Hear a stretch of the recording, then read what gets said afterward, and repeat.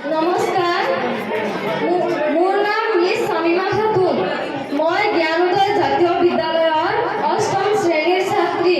পৰম শ্ৰদ্ধাভাজন আজিৰ এই সভাৰ উপস্থিত সন্মানীয় সভাপতি মহোদয় তথা নামচুৰ বিষয়ববীয়াসকল আৰু বিভিন্ন বিদ্যালয়ৰ পৰা অহা শিক্ষাগুৰুসকল, লগতে মোৰ মৰমৰ দাদা বাইদেউ ভাইটি ভণ্টিসকল, আজিৰ এই পবিত্ৰ ক্ষণত মই এটি কবিতা আবৃত্তি কৰিব ওলাইছোঁ।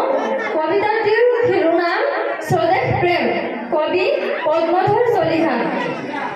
স্বদেশ প্ৰেম। ধৰণে জনম কেৱে এই মনত খিলা মই কৰি তাৰি হিয়া, এয়ে মোৰ জন্মভূমি বুলি মনে মনে এবাৰো যি পোৱা নাই কিয়া, আনৰ দেশৰ পৰা উলটি আহোঁতে ফুৰি